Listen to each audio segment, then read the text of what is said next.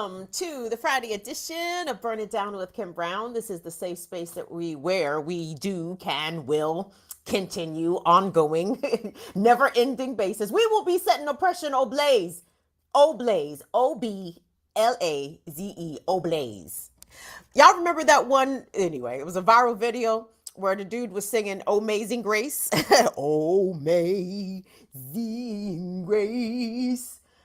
I love black people, two pieces. Anywho, and I love other people too because I love people. I love everyone that loves black people. Let's just put it that way. So I love black people, me myself personally. I love other black people who also love black people. I love non-black people who love black people. This is a black people friendly space. Fuck friendly. This is a black people centered space where we center black people. We love black people.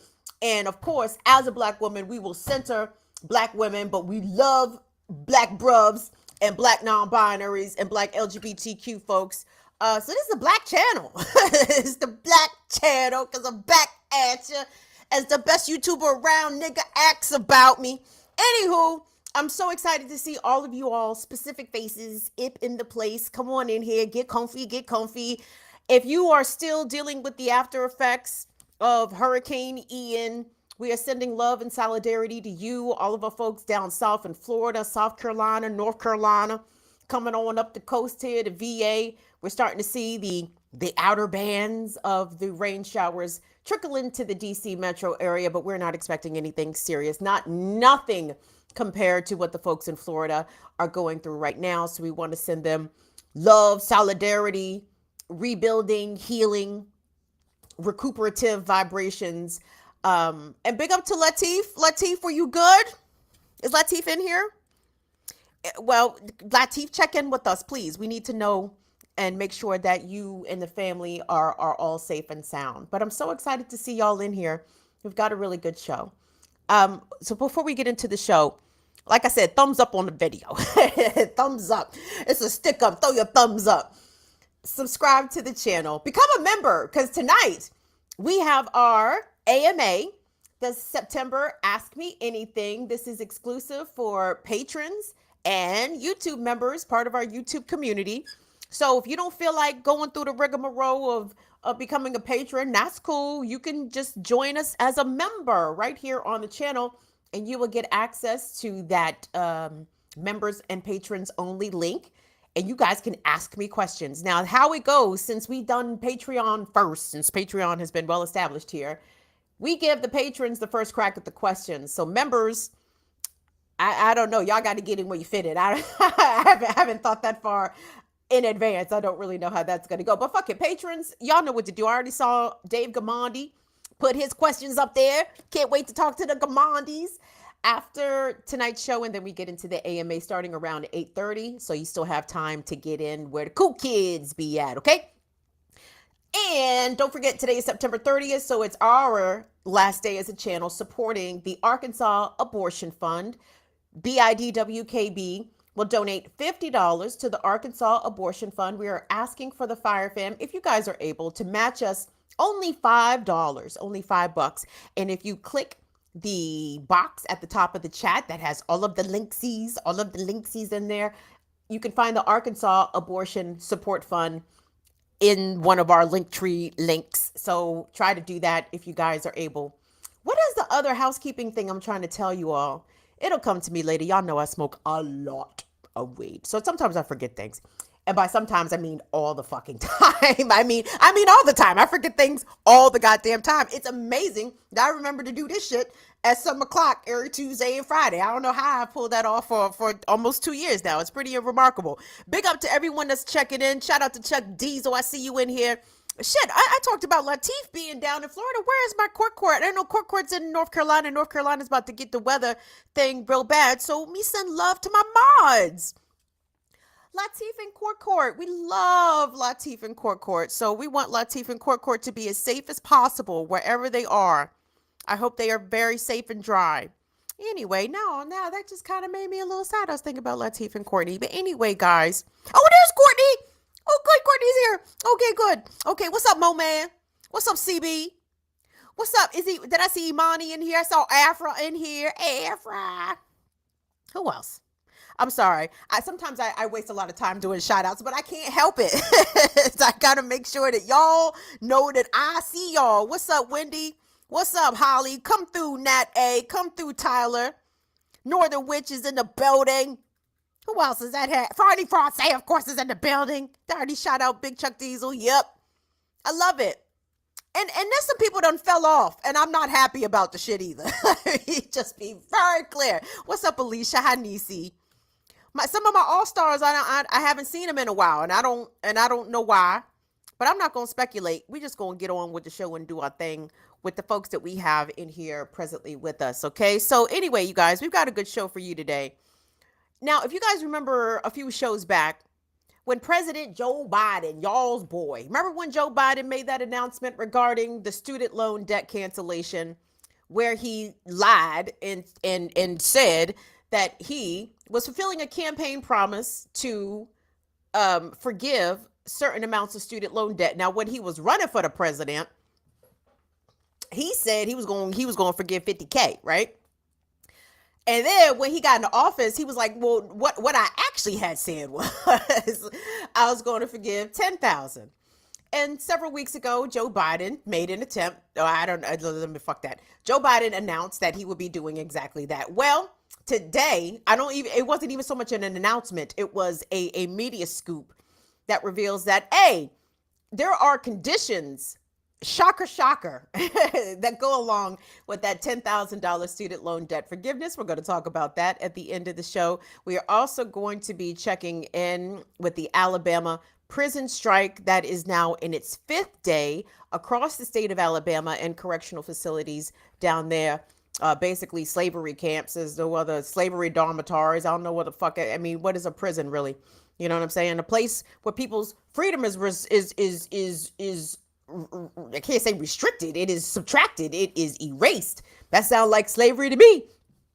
But the prisoners down there are absolutely with the shits, and you can imagine the COs and the prison administration is also with the shits. And there's retaliation happening right now against those who have organized this really impressive prison strike. So we're going to be checking in there. But the first place I wanted to start is in North Carolina. Now, I know y'all going to be like, Kim, is this a cops ain't shit? Yes and no. Well, first of all, the cops ain't ever shit. That's a baseline foundational fact that's not even in dispute, right? People can go argue with they uncle about that shit. I'm not arguing that. Cops ain't shit. Cops ain't never been shit. Cops ain't gonna be shit. But this case out of North Carolina. Now, I know it seems pretty simple. The headline, my little subheadline reads, Black Bastards. North Carolina sheriff recorded on racist rant. But guys, when I tell y'all, there is levels to this shit. So it's not just some random North Carolina sheriff cracker being caught on videotape calling other black cops, black coons, tomato, calling them black bastards, right? There is that. But the man had a plan. The sheriff, when he was recorded doing this racist rant by another white sheriff, and I don't even know how much credit I'm trying to give this white sheriff because he didn't have to snitch. Okay, he didn't have to snitch, but he snitched. And I'm loath to give him a whole lot of credit because I don't know what kind of police he is been out there in the community. So we're going to reserve our praise for the whistleblower. But the whistleblower recorded the racist sheriff making his racist rant. But the thing what the sheriff did, y'all, this guy was elected to be sheriff, right? And came in talking to this, and we're going to see the whole thing, okay?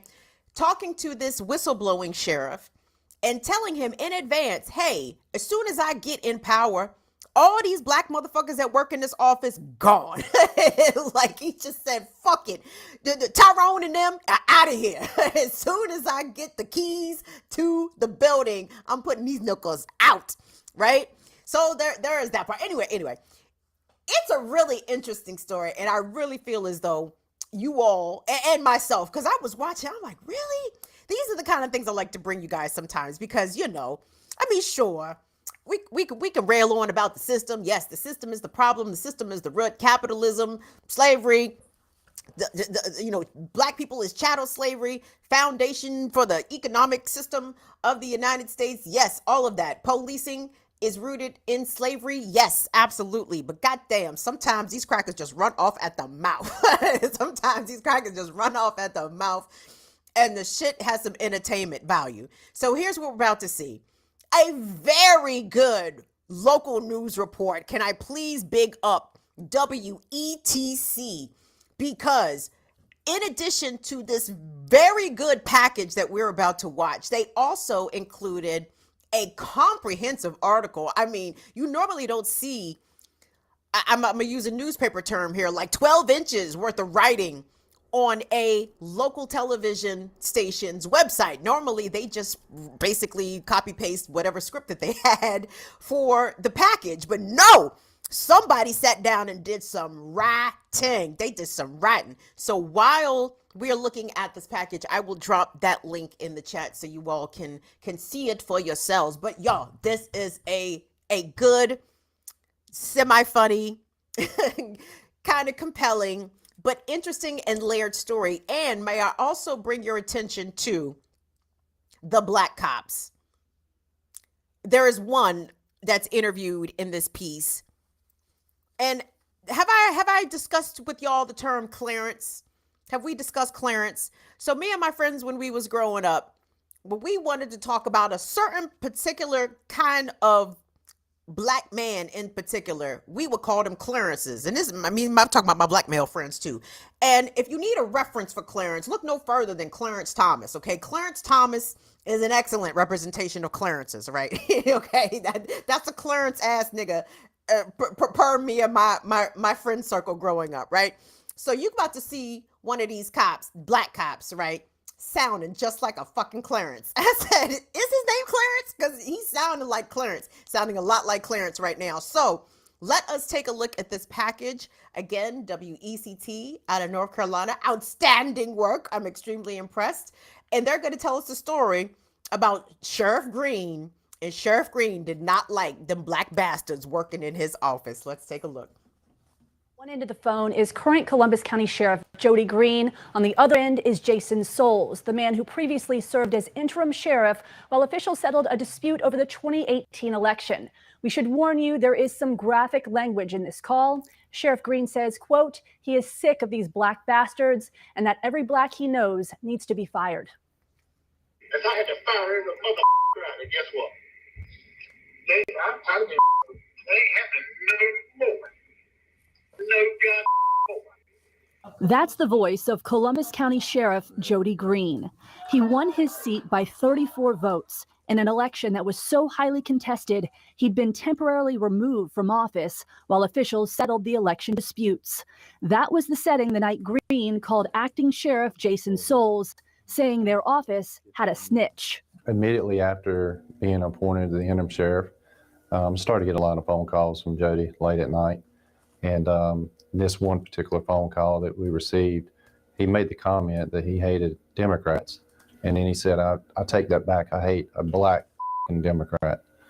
And I knew right then, I was like, wow, this is coming from the sheriff. And I had to start recording those conversations. Former Sheriff Lewis Hatcher was the first African-American ever to serve as sheriff in Columbus County.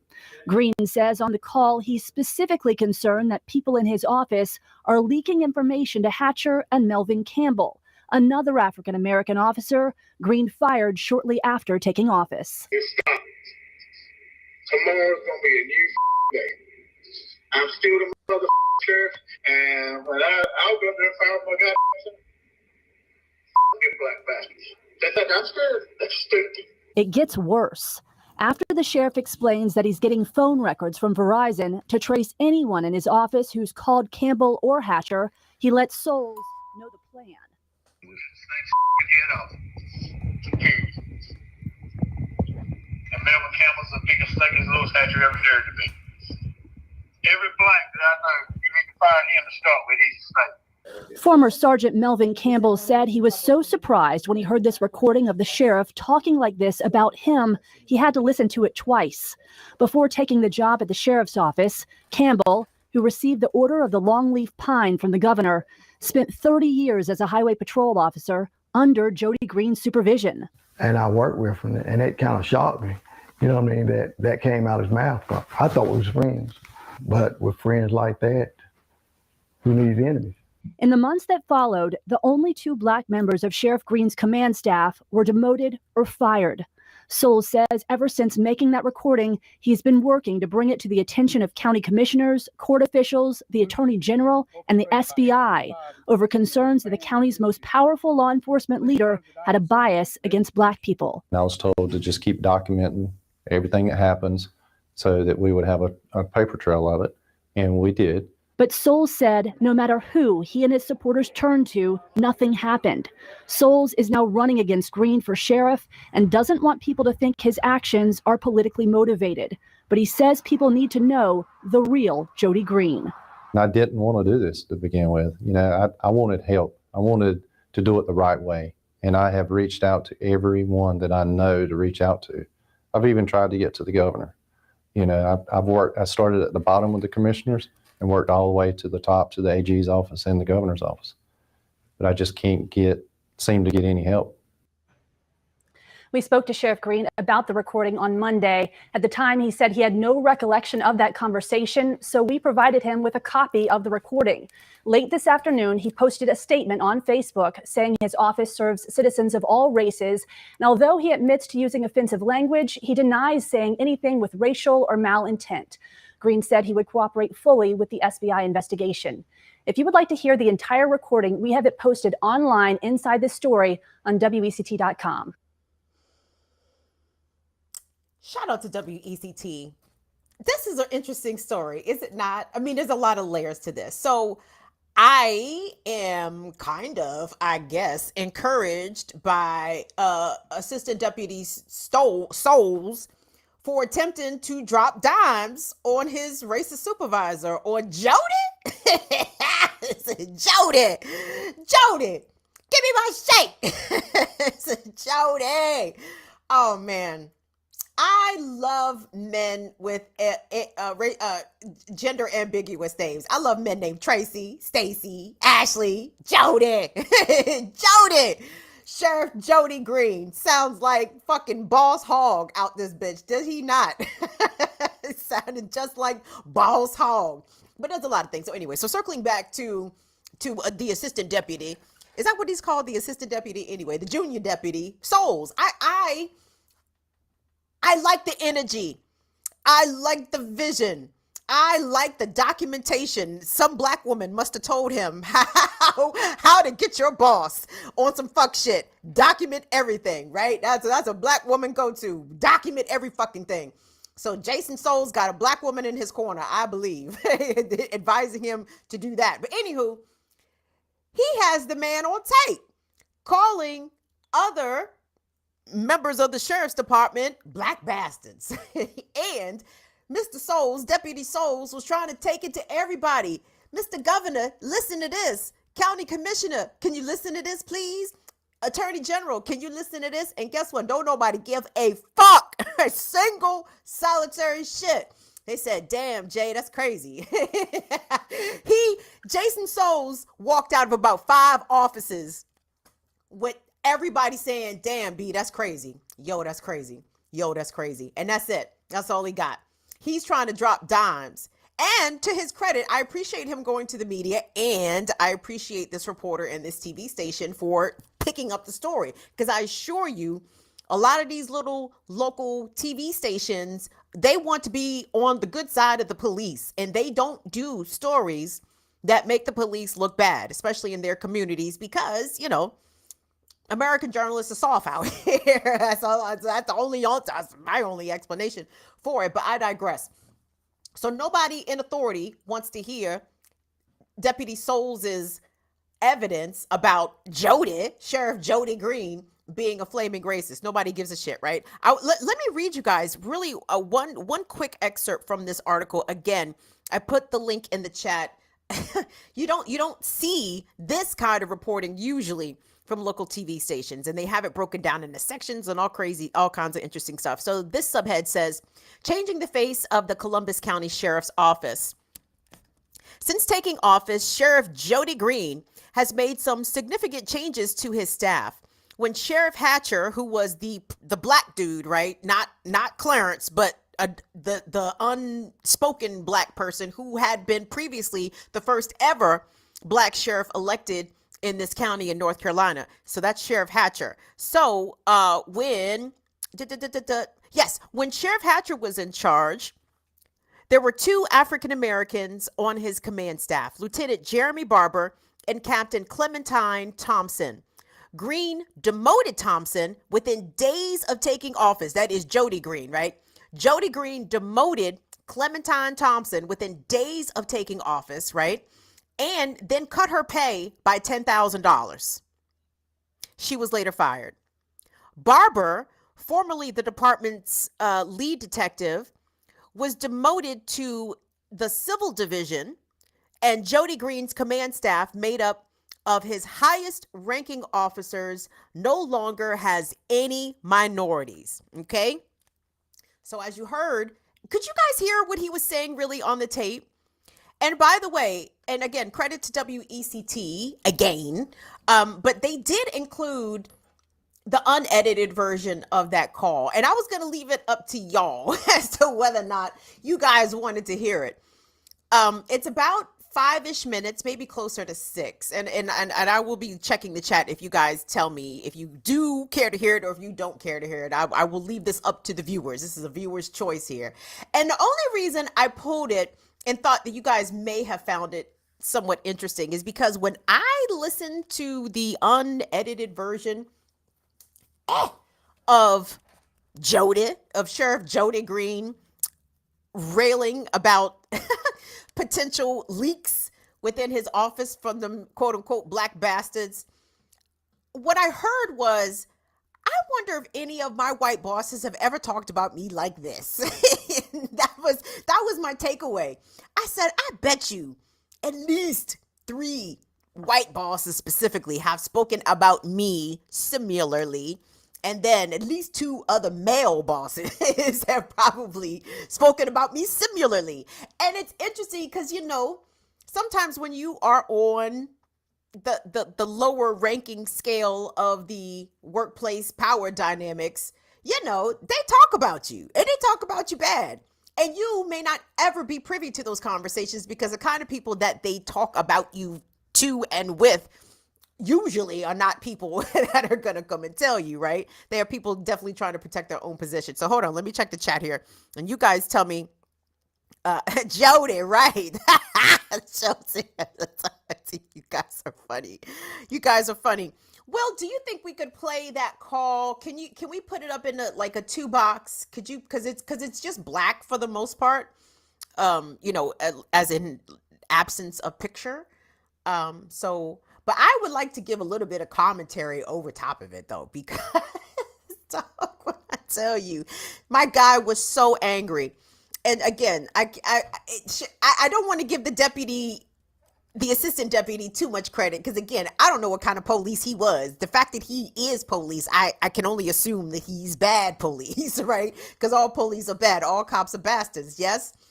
But the fact that my mans was willing to go on the mat and run tape on someone who is technically his boss, even though he is challenging him in this next upcoming election for the same seat.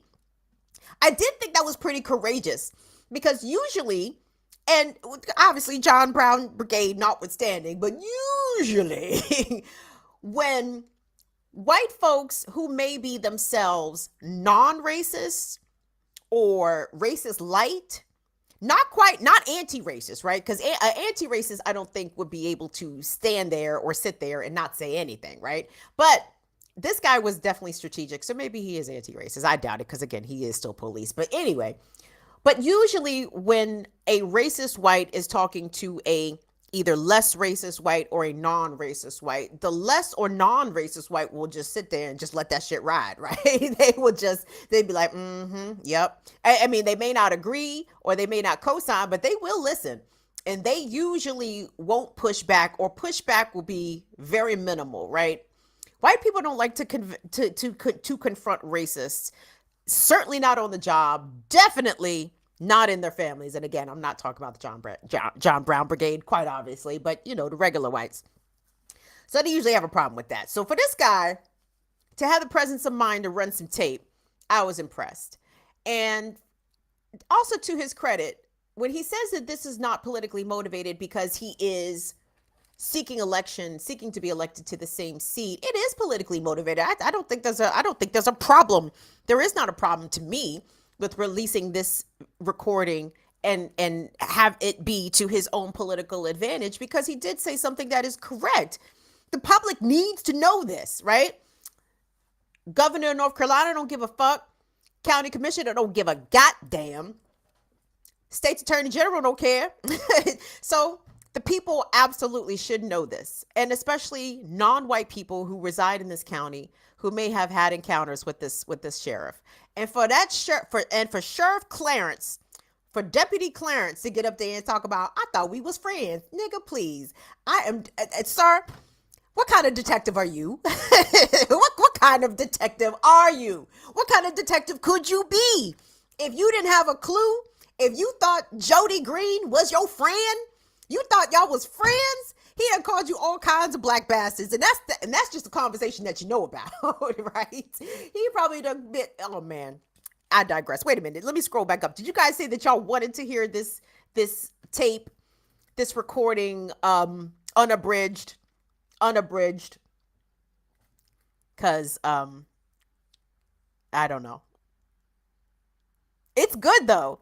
It's good. You know what? Let's go ahead and run it. Will, can we? Oh, was that you texting me to tell me things? You see, if we can run that joint in a 2-box, in the 2 joints. I got it up in the 2-box. Bam. Let's rock with it. Okay. So the call is gonna pick up. And again, it's Jason Souls, the deputy who had been seated for the interview that we just saw from WECT. So you're going to hear him, and you're going to hear, well, basically what you just heard, but with all the expletives allowed to fly. And did you hear Boss Hogg talk about, I'm still the motherfucking sheriff? Dog, you sound like you're trying to sound like a rapper. I'm still the motherfucking sheriff. Okay, sheriff, talk your shit. Let's run it, Will.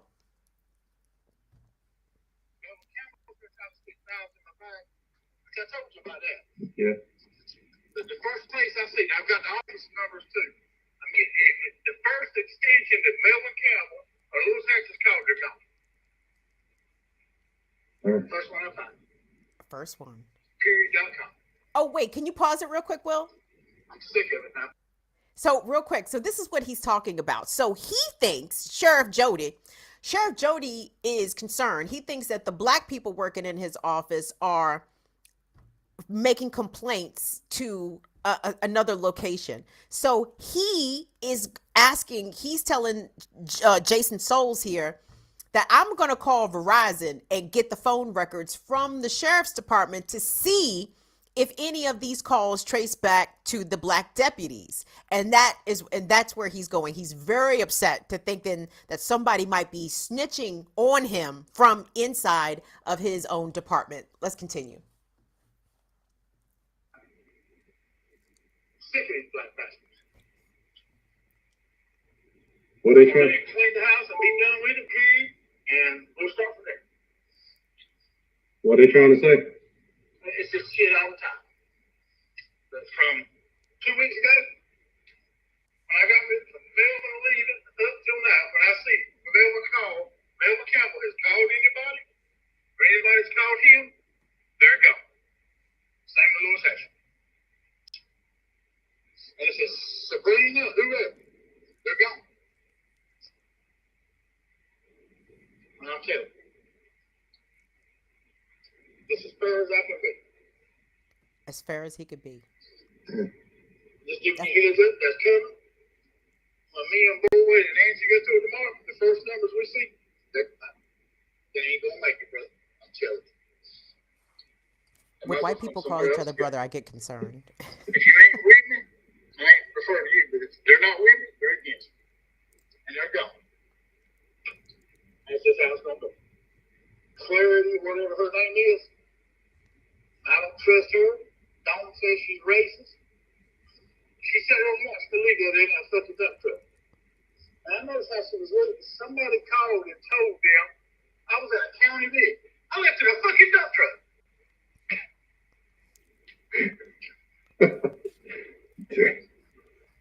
Is it the dump truck a county vehicle, sir? But Bell Campbell's got a lot to do with this too. I sure have. He's the go-to man. I've been told that over and over and over again.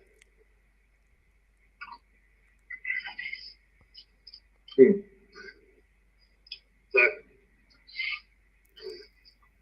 I'll go back a month. I might go back 2 months on the phone bill.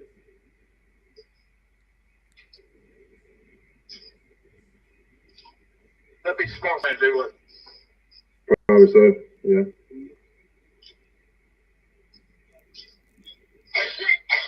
Yeah, it's time to clean house.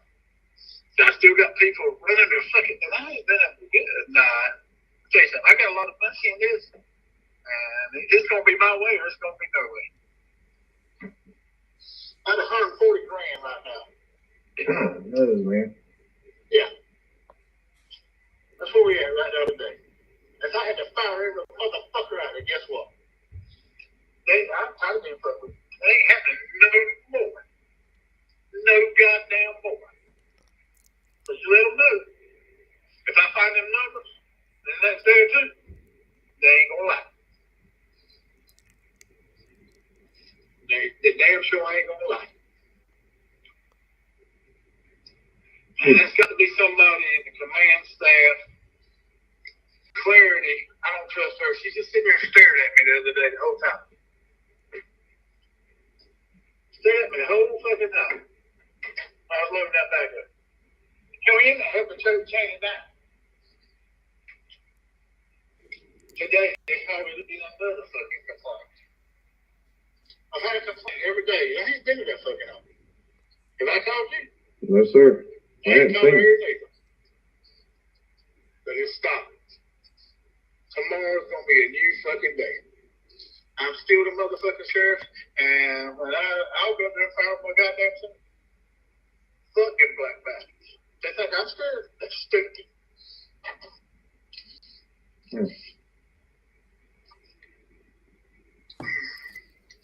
I don't know what else to do with it. So I said, it's just time to clean them out. There's a snitch in there somewhere telling what we're doing, and I'm not gonna have it. I'm not gonna have it. So the only thing I know to do is pull phone records and start checking. I think I that's ain't good, putting Will. trackers on people. That's cool. Anyway, I hope you guys enjoy that. And I appreciate that the sheriff is probably using a little bit of plausible deniability here by saying, well, I can't be racist because I call my white subordinates bastards all the time. What's the difference if I'm calling them black bastards? Well, that is a bit of nuance here that racist white folks think that they can just, call that up at any time. Just because I'm not calling black people niggers, surely you cannot interpret my other racial slurs as being racist, right? And from a personal experience, a person who resides in the neighborhood where my mother lives called my mother and I black bitches. Now, he could have just called us regular bitches. he just could have said, fuck you bitches. No. Took the time to insert that extra syllable to make sure that we knew specifically what kind of bitches that we were, black bitches, right? And that is indeed racist when you specifically, and then some people will be like, well, Kim, don't you call white people crackers? I call racist white people crackers. That is a difference. That is a difference with a distinction. Make no mistake about that. But out of the mouth of a white person calling non-white people a name, a derogatory name, but making sure that you put the race before you actually use said name does make that racist. Yes. So Sheriff Jody Green is running for re-election. So I would imagine that people where is that, Courtney? Clark County? Is that, did I hear that correctly? Clark County, North Carolina. I'm guessing the black people, especially of Clark County, don't have any good choices because they have no good choice down there for sheriff, because policing as an institution, whether or not it's Jody Green, excuse me, or whether or not it's Melvin Campbell, who is the sheriff, the institution of policing cannot be reformed, rehabilitated, remade, reimaged, rebranded at all. That racism is baked the fuck in. And not just from Sheriff Jody Green's comments. No, the fact that the whistleblowing deputy sheriff was trying to bring attention to this and nothing can be done. Because at the end of the day, racist attitudes within police departments is not only accepted, it is encouraged. It is foundational to their entire existence. Elected officials and prosecutors, attorney generals, governors, not interested in rooting out the racism within police departments because there would be no fucking police left, black cops included, right? It is mandatory that you have some sort of anti-black bias, regardless of your race. If you're going to be police, you have to be ready to fuck black people up. That is part of the job. And there's no getting around that. Now, if Jason Souls is elected, I hope, he seems enlightened enough to want to bring attention to this. But then again, he could have political motivations in order to want to do so, hoping that this sort of thing would swing the election in his favor. But it is a public service what he's doing to try to bring attention to it, even if it does benefit him politically. I think two things can be true at the same time. You can do something for self-motivational reasons and for a public service too. So that's kind of how I see this. But I thought that story was just really interesting with a bunch of characters. We got Boss Hogg, we got Clarence, we got the maybe, kind of, maybe, almost, sort of, maybe a little bit, kind of decent deputy sheriff doing a little something, running a little reconnaissance and a little bit of evidence gathering, but then running in headfirst into the wall of racism within the police department and racism within the system altogether, but especially within the criminal justice system. They were like, "Oh, Jason, that's cute." Jody's calling people black bastards again, huh? Oh, that Jody. Oh, Jody's so crazy. Anywho, guys, come on in here. Give us a thumbs up. Give us a like on the video. We certainly appreciate it. I'm sorry, I'm a little ensnared in my earbuds here for the moment. Don't forget, if you want to be like the cool kids and come hang out with the AMA at about 7:30, 8:30, you can do that as well. Let me move this along a bit. And shout out to Infinite Content. Infinite Content, you sent me a bunch of stuff. Some of that stuff is going to be good for next week, and I will utilize it then. But the story that you sent me, and I even think we covered it on BPM. I appreciate you doing this for the folks them. But down in Alabama, we are really kind of witnessing something that is both revolutionary, inspiring, and heartbreaking at the same time, because we understand that it is born out of desperation. So prison workers are on strike in Alabama, and as part of the retaliation against this strike, they are now being denied food. And I want us to read a bit here from the Alabama Reporter. And the article reads, at least the headline reads, "Alabama prison strike enters its third day." This article was published Wednesday. So today, I believe, is actually day 5 of the prison workers strike.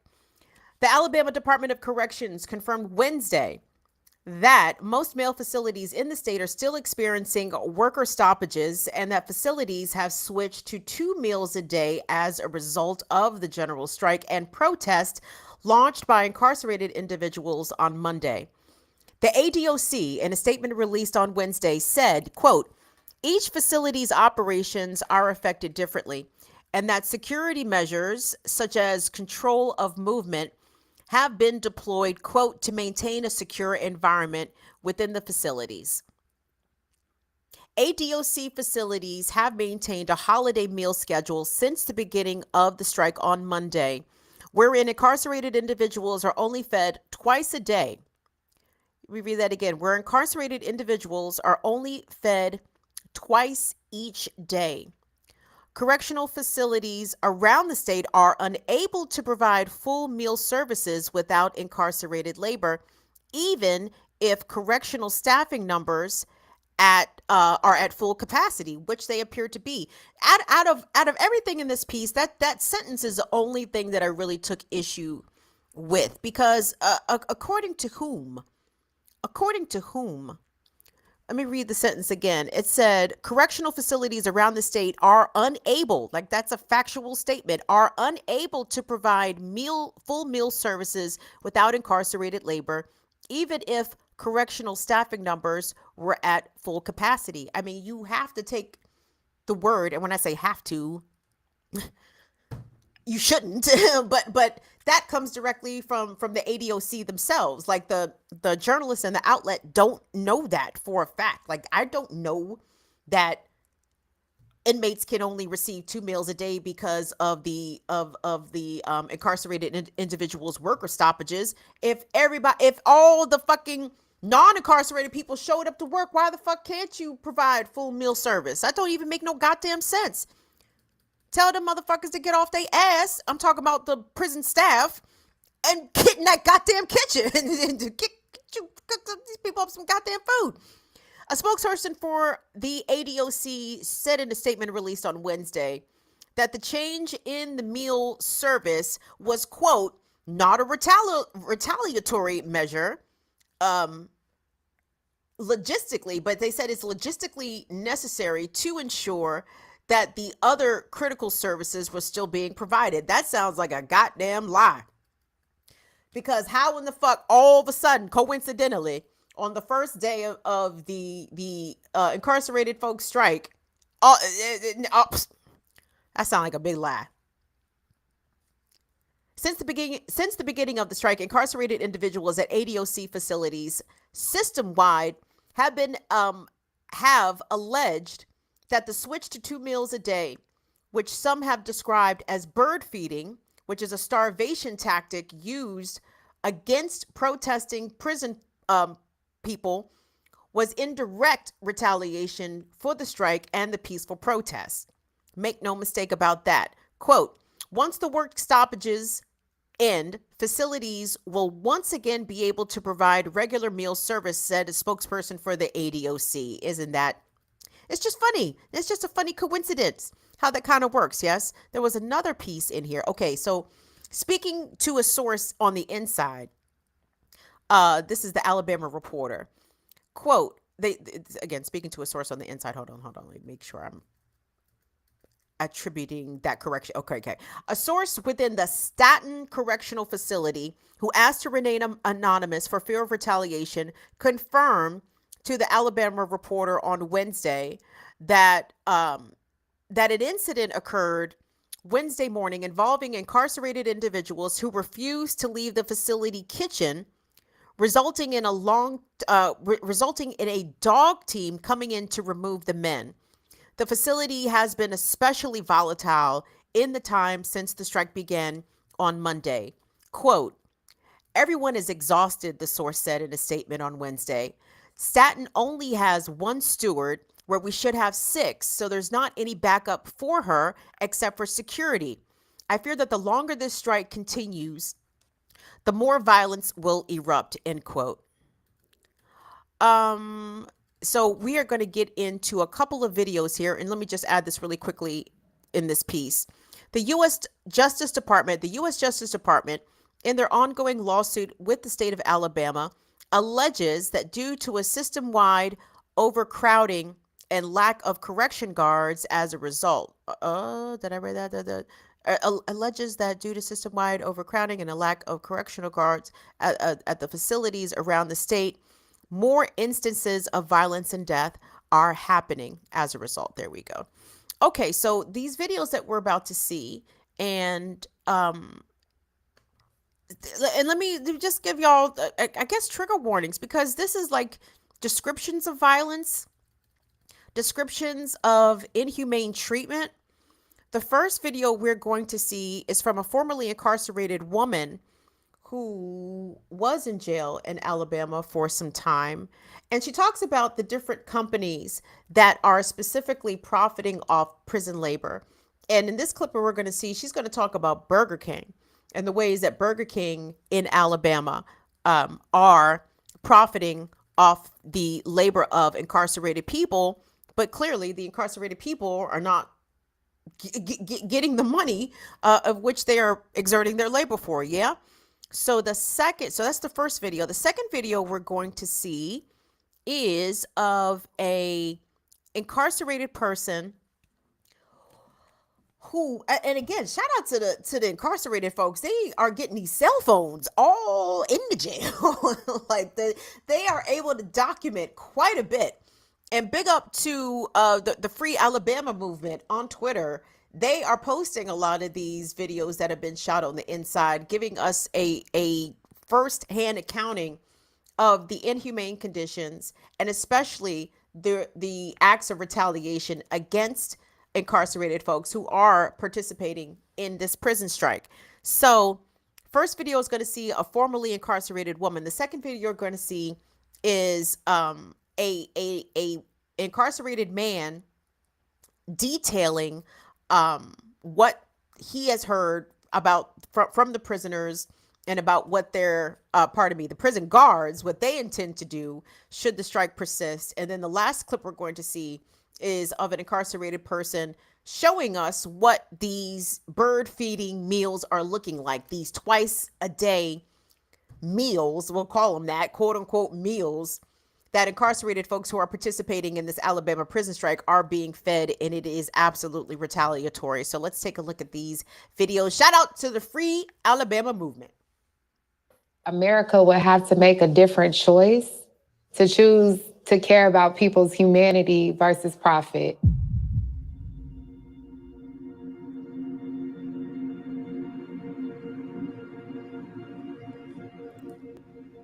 My name is Brittany White. I go by Britt.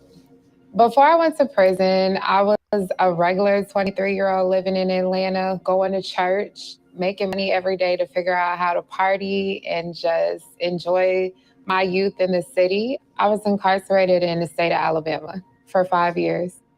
When I was incarcerated and I was community status working at Burger King, the state of Alabama would take 60% of my check because I was the property of the state of Alabama.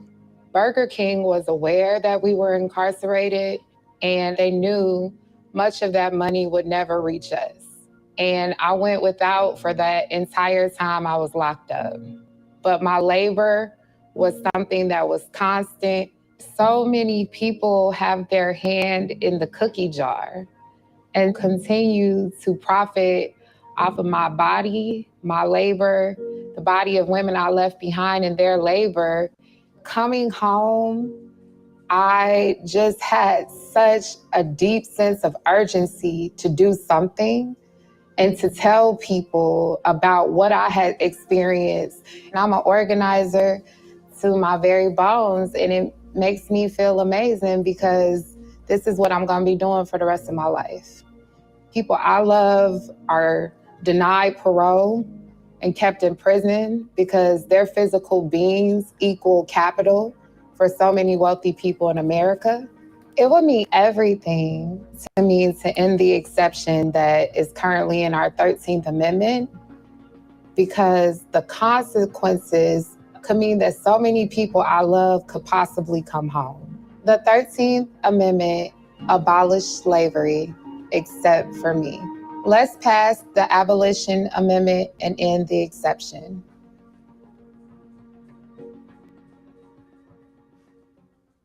Q. They called a bunch of us Q last night, told me. Lieutenant Odell called us Q, told us we had to check out, we had no choice. It's Lieutenant Odell. And I told him, I said, I'm gonna go over and mess all kinds of stuff up, and I'm gonna mess up so bad that you're not gonna want me to go back. He said, why aren't you telling me this? I said, because I'm trying to be honest with you. Say me and you the trouble, you put me on that van and send me over. And he still forced you to come. And he still made me come. All right, now what your name is again? It was either come over here or go to LeBron. LeBron Gregory. Yeah. All right, we appreciate you, LeBron Gregory. I'm talking about whatever the consequences of this video may be, you can be assured that we're gonna make sure you all right, because you have just proved our point. I ain't worried about it. I might be back over here with John in a couple of days. All right, we got you when you come. I like it here. This is brothers at Dayton Correctional Facility. They were beating each and every inmate this morning. 2 pieces of bread, one piece of little fruit, and peanut butter and 1 milk. This is ridiculous. Somebody needs to do something about this. Just because the inmate don't want to work.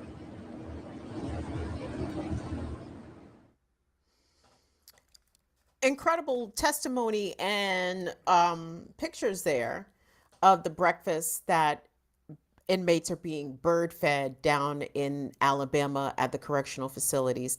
Well, let's throw up the message from the inside, because, you know, the prisoners have made demands and they have made statements, and I want more outlets to pick this up. And I big up, you know, Black Power Media. I'm sure you guys know whoever else has been covering this, but it needs to be covered more. So I'm not going to read the whole thing, but let me just read a couple of excerpts from the message from the inside. Let's get that up. The message from the inside. Okay. So we, the incarcerated citizens at Alabama Department of Corrections, demand that the U.S. Justice Department intervene and put an immediate stop to Alabama's systematic denial of our human rights and human dignity, and rights. I can read on occasion, guys. The state of Alabama is in the midst of a humanitarian crisis due to Eighth Amendment violations. This crisis has occurred as a result of antiquated sentencing laws that led to overcrowding, numerous deaths, and severe physical injury, as well as mental anguish to the incarcerated individuals. And I want to read some of their demands, because there's nothing wrong with these demands. So they want, and this is something that obviously these are legislative issues that can be done, but the state of Alabama is so invested in prison labor and re-enslaving people that I know the legislature is not going to make any moves on this, but they're putting it out there, the incarcerated folks. So what they want is to repeal the habitual offender law immediately. They want to make the presumptive sentencing standard retroactive immediately, repeal the drive-by shooting statute, and they want a statewide conviction integrity unit. Good idea. Mandatory parole criteria that will guarantee parole to all eligible persons who meet that criteria. A streamlined review process for medical furloughs and review of elderly incarcerated individuals for immediate release. And a reduction of the 30-year minimum for juvenile offenders to no more than 15 years before they are eligible for parole. And lastly, they want the state of Alabama to do away with life without parole. And those are their demands. And there's a couple of things I also wanted to mention here. Big up to Daiwan Tatro, who himself is a formerly incarcerated person, is now a prison abolitionist and I believe author.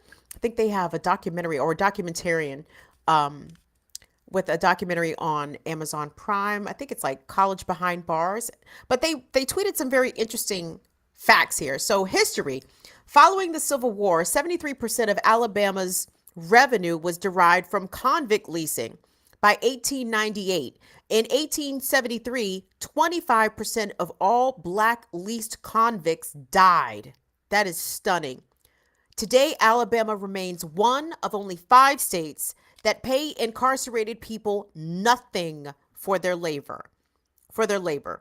Slavery still exists. Hashtag in the exception. At one point during the pandemic, Alabama averaged the highest COVID death rate in the country. Over 100 people died a day. At the same time, its Republican governor was diverting $400 million in federal COVID relief funding to prison construction. Oh my God, I do remember reading about that they are building new prisons. New. Alabama has one of the worst parole boards in the United States. It denied one incarcerated person who had already served 12 years of a 20-year sentence as a result of a marijuana possession conviction. Okay. So Alabama has one of the worst parole boards in the United States. It denied this incarcerated individual parole after serving 12 years on a 20-year sentence for marijuana possession, while people are legally making millions off marijuana and states are profiting from it. Welcome to the injustice system. And following the Civil War, did I already do that? Yes. And okay, the hashtag exception for me activation series raises awareness about the exceptions in the 13th Amendment that still allows for slavery as punishment for crime.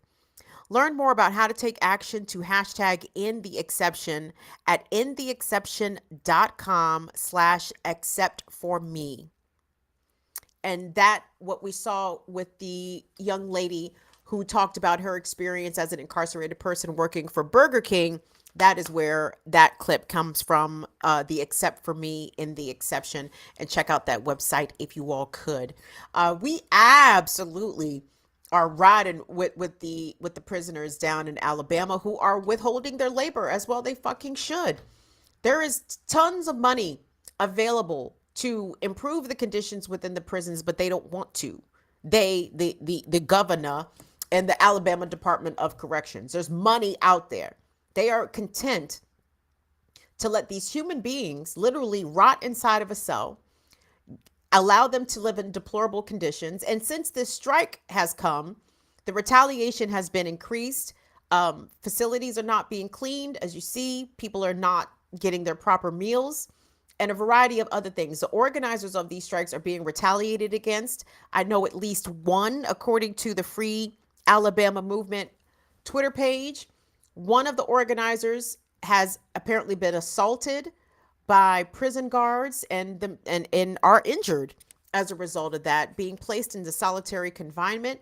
All kinds of retaliation is happening. So I would like for us to at least be aware that this is happening, to try to spread the word as much as possible to make people aware that these prisoners are being subjected to these conditions, and most importantly, that they have decided to fight back. And they have said no more. Guess what? I mean, we our bodies may be in jail, but guess what? We still have autonomy to say no. We still can withhold our labor. We still will not continue to do whatever part that we play in this system, obviously not to their detriment and whatever. I mean, people are in jail for the reasons that they're in jail. I can't even get into all that. But I think that while people are in jail, they need to be treated with dignity, with common decency, with respect, to have their basic human needs met. And let's also be clear, a lot of these folks are in jail either for A, shit that they didn't do, or B, shit that the sentence does not fit the crime. Marijuana possession and distribution, this one individual, 20 years? 20 years in 2022, and they've already served 12 years with marijuana available for recreational sale and or medicinal use. In a majority of the states of the country, we still got people locked up right now for marijuana, y'all. Marijuana people are still doing hard time for weed in America. I can understand why these prisoners are striking, and we send them love and solidarity, and in the ways that we can support them, I will do my due diligence to find that out. I was just really trying to bring y'all the story. I need to follow up and see what the actionable items are that we, as people, I'm assuming most of us do not live in Alabama, right? What can we, as folks not in the state, do to support those, not only the incarcerated folks, but their families as well? And again, if you go to the Free Alabama Movement on Twitter, the families of these incarcerated folks are going to have another rally in Montgomery, I believe. And I think the date of that is going to be October 14th. So maybe we can talk to them either here or on BPM in advance of that action, so they can give us the real deals of what their folks are going through there on the inside. Thank you all so much. Burn it to the fucking ground, Shirley. Say that. Child, burn it down. Thank you all so much. Thumbs up on the vids. Thumbs up on the vids. We got a little crowd in here. I'm sorry. I know I sucked the air out of the room by playing that man's voicemail. You know, sometimes I can pick good production elements, and sometimes we miss. We fall down. But what, gang? But we get up. 'Cause a saint is just a sinner who fell down. But he didn't stay there, y'all. Oh my God. Anyway, long story. I'll tell you this real quick. So anyway, obviously long time ago when I was on the radio, that song, and what happened to gospel songs being played on the regular radio? They don't do that no more, huh? So We Fall Down had managed to find its way into the top 9 at 9 or whatever the fuck it was. And we was out at, I was about to call the shit Wild World. Six Flags. We was out at Six Flags. Oh, I'm old. Jesus. We was out at Six Flags, and, you know, it was a bunch of kids around us, you know, doing a live broadcast and doing the top 9 at 9 and letting the kids, you know, announce the songs. And when we announced the song, okay, y'all, what's the number 8 song? It's William Beckton and Friends, We Fall Down. 10 kids all of a sudden, We Fall Down. Oh my goodness. What happened to the variety in black music on urban black radio stations? You know what? That is a topic for another day. But let me fricassee y'all boy here real quick, and then I'm gonna step off and get a J road for tonight's AMA. Everybody get your get high accessories and accoutrements lined up. I don't do mushrooms with y'all, because the one time I tried to show off and do mushrooms during the AMA, I had a bad headache. And I actually had to cut that AMA short. I had to cut it short. I said, look at me. I was trying to show off for my internet friends and end up getting fucked up with my internet friends. So let me talk about y'all boy, Joe Biden. And again, if you remember when I first did this story about Joe Biden making the announcement regarding, I'm trying to find the link here, making the announcement that he was going to forgive some student loan debt at minimum $10,000. Some people might even get $20,000, depending on whatever. Number one, the whole thing is some bullshit, because that's not what he promised. Second of all, third of all, and fourth of all, he was trying to it's a means tested shit. You have to make under a certain amount of money to get this $10,000 forgiven. And on top of that, you actually have to apply for it. Like, just because you are possessing of this loan debt and Joe Biden and the Department of Education are aware that you possess this loan debt, that's not enough. You actually have to go apply for the shit, which is some fucking bullshit. And it's ableist on top of that. But that's another story. Hold on, let me pull up this fucking article. I'm sorry, I'm cussing so much. I'm fed up with Robinette. Fed up. I'm so sick of him. And the problem is, guess what? I can be sick of him. And guess what? Ain't nobody better. Ain't nobody better coming behind Joe Biden. That's the fucking problem now, isn't it? That's the problem. That is a goddamn problem. But anyway, let's get back to this scam, this game that Joe Biden done ran on everybody. And I knew he was scamming. I knew this nigga was scamming. Headline, NPR. Let's keep it mainstream here. In a reversal. In NPR, breathlessly. In a reversal. In a reversal. God damn it. Why? I'm so sorry. It's always something dropping down. It's always something falling directly in the view of the shit that I am literally trying to specifically read. It drives me nuts. In a reversal, the education department is excluding many from student loan relief. Huh? What? But Joe said, in a remarkable reversal. Damn, NPR is appalled. In a remarkable reversal that will affect the fortunes of many student loan borrowers. The U.S. Department of Education has quietly changed its guidance around who qualifies for President Biden's sweeping student loan debt relief plan. At the center of the change are borrowers who took out federal student loans many years ago, both Perkins loans and federal family educational loans, FFEL loans, issued and managed by private banks but guaranteed by the federal government, were once the mainstay of the federal student loan program until the FFEL program ended in 2010. Today, according to federal data, more than 4 million borrowers still have commercially held FFEL loans. Until Thursday, the department's own website advised those borrowers that they could consolidate these loans into federal direct loans, and thereby could qualify for the relief under Biden's debt cancellation program. But oh no, but whoa. All loans eligible for the student loan pause are also eligible for relief, including loans held by ED and guarantee agencies. ED is assessing whether to provide relief to borrowers with privately owned federal loans, okay? Because actually, that's me. That's a woo. That is I. Pennsylvania Higher Educational, it was called FIA. And then FIA, that's where I took my loan out from. FIA sold my loan to Key Bank. And I hate Key Bank to this fucking day.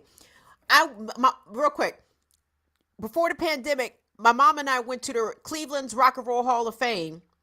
And Key Bank was a sponsor. And I have a picture. I have a picture of me in front of the Key Bank sign, giving the double middle finger and like popping my butt to it in front of it at the same time, just to let Key Bank know how the fuck I feel about them and the whole situation.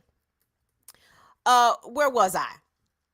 Including FFE loans, Perkins loans, is discussing with the private lenders. So in the meantime, borrowers with privately held federal student loans can receive this relief by consolidating their loans into direct loan program, all eligible. Did I already read that? Yeah, okay, sorry. So basically what this says, on Thursday though, the department quietly changed that language. The guidance now says, quote, as of September 29th, 2022, borrowers with federal student loans not held by ED, I'm assuming the Department of Education, cannot obtain one-time debt relief by consolidating those loans into direct loans, end quote. All loans eligible for the student loan payments pause are also eligible for relief. Did I just read that? How does this keep jumping back up? The bottom line is, gang, is that the Biden administration was scamming. An administration official tells NPR that roughly 800,000 borrowers would now be excluded from relief. Though many more borrowers could end up getting less relief than they were originally entitled to under the old guidance, these are the roughly 1.5 million FFEL borrowers who have also have direct loans, which still qualify for cancellation, though their FFEL loans no longer do. Now, the fact that this is not easily discernible language and it is intentionally confusing, who intentionally tries to muddle and muddy the waters of things that require a bit of attention to detail? I'll tell you who. Scammers. Fucking scammers. The scammers will try to hit you with the flippity flop language, with the legalese, and well, you were once eligible, but now you're not eligible. But if you try to do X, Y, and Z, you might be eligible. But that eligibility is still very, very, very subjective, and it's still very. It's not exactly clear whether or not you specifically qualify. Flim flammery. If almost 1 million people don't qualify for this shit, then dog, what? is the point? What is the point? And they talk about those older loans. That is Gen X college graduates or college attendees, because I know a lot of people do still have college loan debt out here and do not have degrees. And that, I can imagine, must be doubly and triply frustrating, that you're still paying for education that you don't have the piece of paper for. Well, what I would say is, if that was me, if I was in that situation, I would be doing huge lying on my resume, Slim. I would be adding degrees on top of the non-existent bachelor's degree that I did not have. If I still was carrying some student loan debt connected to undergrad, and I did not graduate, my resume, according to my resume, I have graduated numerous times. For people who don't lie on their resume, I really don't understand why people don't be lying. Make yourself lawyers. Make yourself engineers. Be what you want to be. Get creative on that resume. Fuck them people. Tell them people you graduated from Princeton with honors, and dare them to check it out. Dare them to double check. I dare you to call Princeton admissions. I dare you. And then you give them your homegirl's number. So there you go. There you go. Listen, the system be scamming us. You better scam that fucking system. Y'all bet to scam that goddamn system. I'm sorry. I am sorry. There you go. Robinette, Joe Biden can't keep a fucking campaign promise if his life depended on it. Oh, I'm sorry. They had a nice little secret society ceremony today for Judge Ketanji Brown Jackson. So I guess that is a promise kept, a promise that nobody fucking asked him for, that he just decided to give us. Like, dog, how does this change my material condition if there was a black woman seated on the Supreme Court? It doesn't. But you know what might have changed my material condition, even just for a small moment in time? That $2,000 STEMI, that $50,000 student loan debt forgiveness cancellation. I mean, Joe Biden really had an opportunity here to do things that would actually benefit people. And the irony also, again, I don't know why I start belching as soon as I sit down. I ain't burped all goddamn day, and yet here I am, belching McBelchersons. Want to hear something funny, though? So this story comes out this week, right? Again, not necessarily an announcement by the Biden administration. The language on the education department's website changed, and reporters made some inquiries. So that's why we even know about this. The Biden administration wasn't trying to tell us this shit, right? So there's that. This broke this week, but also this week, the continuing resolution, the stopgap measure in order to keep the government funded, to keep the government open, right? The budget, whatever the fuck, they passed a version of it today in the House, and it's basically about to go to Biden's desk for his signature. Would you like to know what was in that budget, guys? Would you like to know what was in that budget, guys? $12 billion additionally for Ukraine. Billion with a fucking B. That bitch ass Biden had the fucking audacity to send billions more to Ukraine on top of the already many billions that have been sent, and is lying about student loan debt forgiveness. Ain't doing jack shit to intercede in Jackson. I mean, just falling down on the job overall. Luma Power Company in Puerto Rico, the fuck is they doing? Have you seen any Puerto Rico stories since Fiona? Nope. Nope. Got to dig on social media to find out what's going on in Puerto Rico. But again, America is a casino that happens to have a military. The casino is Wall Street, and the military is the fucking military, right? Everything else, all that democracy shit, all that constitutional shit, they don't give a fuck about none of that shit. None of it. Life, liberty, and the pursuit of happiness. Well, good luck with your pursuit of happiness being buried under tens of thousands of dollars of student loan debt that the U.S. government is not interested in helping to alleviate for you at all, right? Like, I can see why Gen Z and millennials are like, fuck this shit.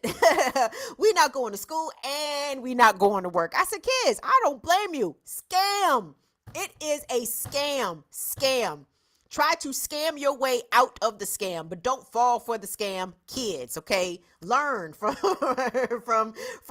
us adults who fell prey to the scam and are now furious about it. Don't be as furious. Be furious on the front end. You know, like in your 20s. You don't want to be furious in your 40s and 50s, because then you be like, God damn, I could have spent my 20s and 30s doing something completely else different, instead of trying to make myself palatable and malleable to accommodate this system, when the system is never going to try to accommodate you. Never, not once. Never, not fucking once. So, a special fuck you to Joe Biden, to the Joe Biden administration, to the Department of Education, to Key Bank, for old time's sake, because I'm still carrying old beef. A special fuck you to Key Bank for stealing my goddamn federal tax return in 2006 because I had defaulted on my student loan, and these bitches took that stack from me. Do y'all know how desperately I needed that $1,000 in federal tax return, and them bitch ass niggas stole my fucking tax return because I had defaulted on my student loan? Fuck this whole system. Fuck the concept of for-profit higher education. Fuck that shit. Higher education should be free. It should be free to all. Big up to Cuba. Because Cuba's, big up to all the socialist countries. Big up to everybody not named the United States who have a better concept of making sure that educating your citizenry, educating your citizens benefits your society as a whole. But, I'm sorry, what's going on? Benefits the society as a whole. Yes, I'm sorry. Well, okay, yes, Will, let me turn you loose. Okay, I got to go. I'm sorry, Will. Damn, I did forget you said you had to be gone by 8. My bad. Okay, y'all, that's the show. Join me back, members and patrons, in about 10 minutes, 10-ish minutes, and we will be here for the AMA. My bad, Will. I just was running amok, running off at the mouth. My bad. Appreciate everybody. Franny France, I saw your super chat, sweetheart. Thank you so much for your support, everybody. COVID is still out here jumping on people. I don't want it to jump on you. You wear your mask, do all the good shit, mitigation shit that you're supposed to do. On behalf of Molly and Will, we want to thank you all so much for your support. And we'll see y'all for the AMA. See y'all later. Bye-bye.